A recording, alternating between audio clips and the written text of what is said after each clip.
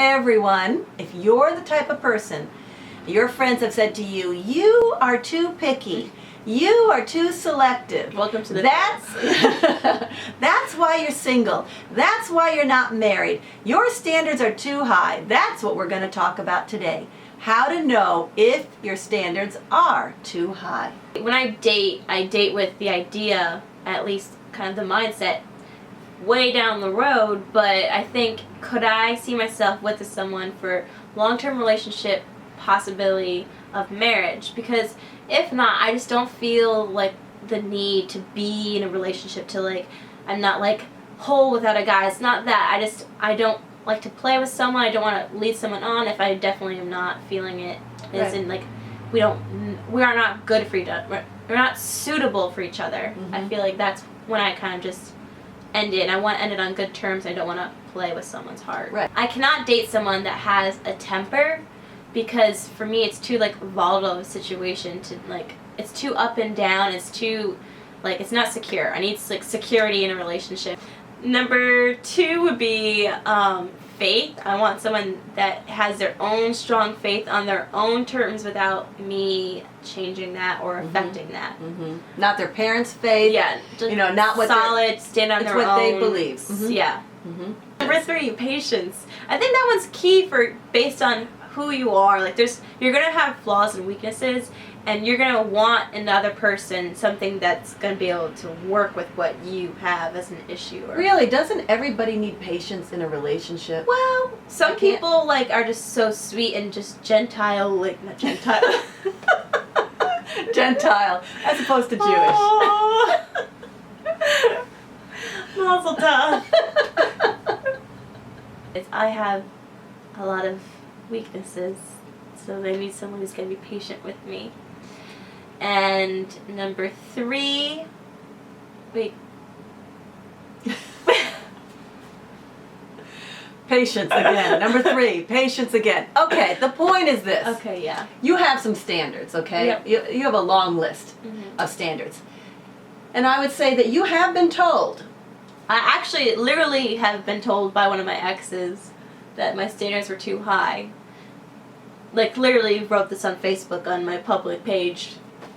Yeah, when you broke up with your last boyfriend, your first ex wrote on Facebook, why did you break up with him? You expect too much. Your standards are too high. Exes out there. So yeah, you've been told that you're too choosy, your standards are too high.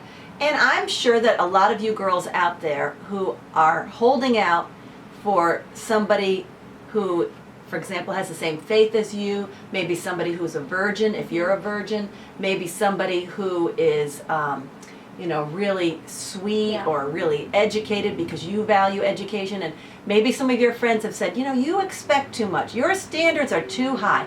Well, how do you know if your standards are too high? What do you base it off of? Yeah, I'd like to share today 3 things that you can look at and ask yourself, because I can't answer that for you. Abby and I have had this discussion a lot. But here's 3 things that you can look at and examine yourself and just ask these questions to yourself. So when it comes to standards, the first one, you need to review your standards, as we talked about. So like we just did. Yes. Have them and review them. Like, okay, what are my standards? If you come home from a bad date, you might want to remind yourself, what are my standards? Because write it out. Put it on a Post-it note. Yeah.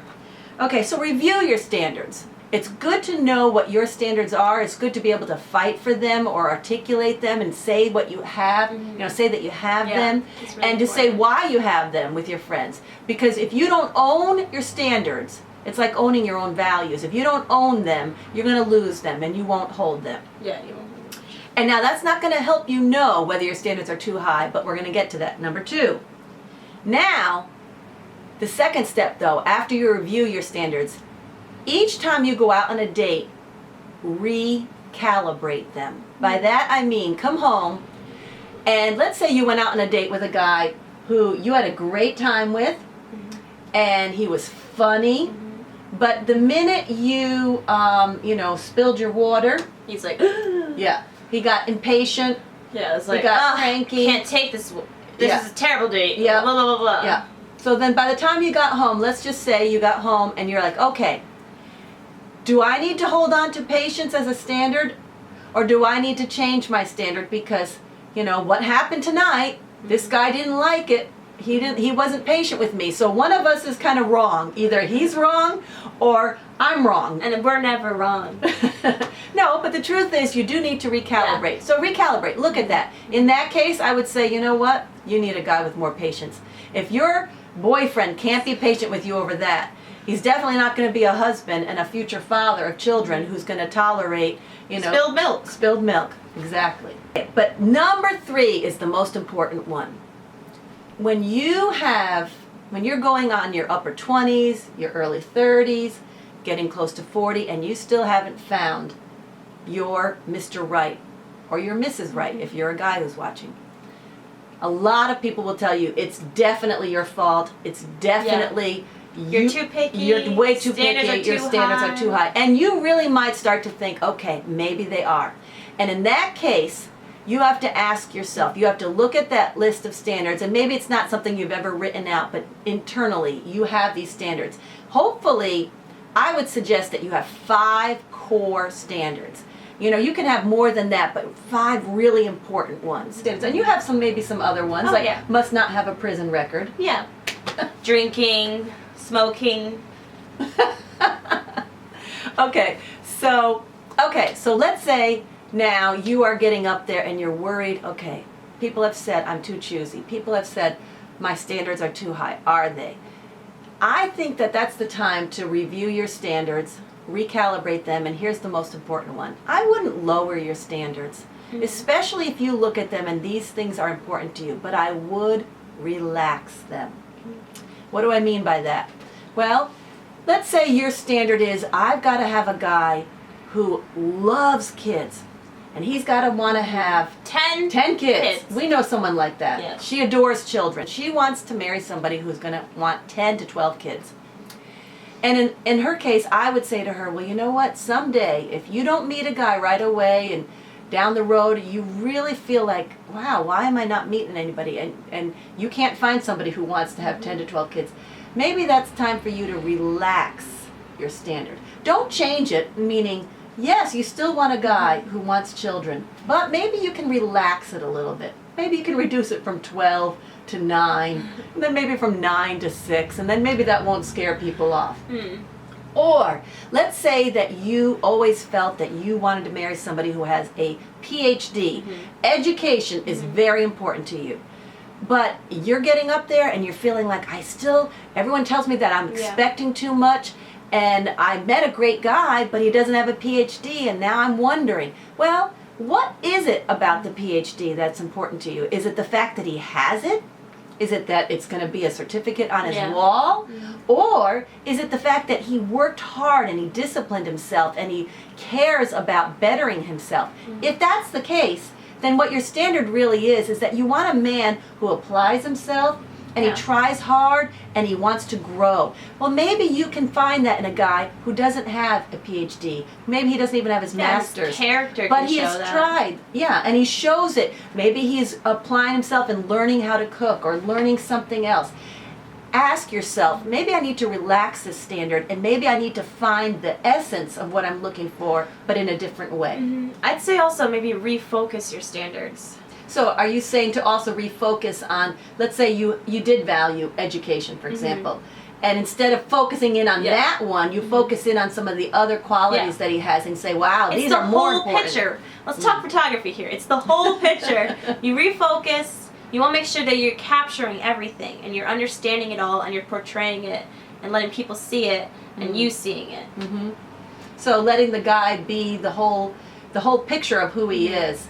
Yeah, I just went on a date, and I don't think that this, the type of guy that I would necessarily, you said that to me. I said that to my friend, too. I was talking to her, and, it's not the type of guy that, just, off the street you would just, pick and be like, oh, that's my type of guy. But, I refocused, and, just, getting to know him and spending time with him, and it was very surprising. I think that he's the type of guy that he has those qualities. And, he's got more than that. So what you're saying is that this guy has some unexpected He qualities. brings to the table unexpected qualities that I think are good for me. And you didn't really have them as a And list. he brings out my strengths, like that feeling when you're with someone that you feel you can be yourself, and that you're like hitting it off, and it's like working, and that's what Yes. you want. Yeah, because the whole point about having standards is the standards themselves are not going to guarantee that you find the right guy and that you wind up with the right guy and that therefore your life is perfect. Yeah. You can't guarantee It's a anything. guideline. The standards are Yeah. a guideline to help you see that you're making good choices and that you are valuing the right things. I think that sometimes people use standards as a mathematical equation to help. This plus this equals security equals perfection equals marriage. But it's not like that. There's going to be odd numbers. There's going to be an ongoing decimal. There's going to be, it's like repeating numbers. It's like you can't have perfection always. No.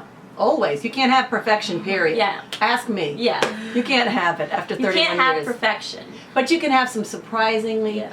other wonderful things. And that's exciting when you find out and when you discover somebody who maybe surprises you and kind of doesn't look like what you thought that he would look like, doesn't act like how you thought he would act.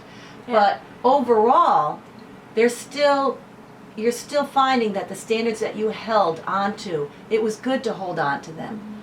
But as we talked about today, just maybe recalibrate them, refocus a little bit, and relax your standards, especially to understand a new way of looking at them getting fulfilled in your life. Because love is right around the corner. For some of you, it's right there in front of your eyes. Maybe it's the guy that you're about to go out on a date with. That's exciting.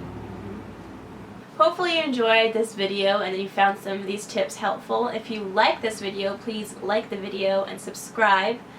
And if you have any questions or comments, leave them down below. We've got some more to come. Stay tuned for more. Bye. Bye.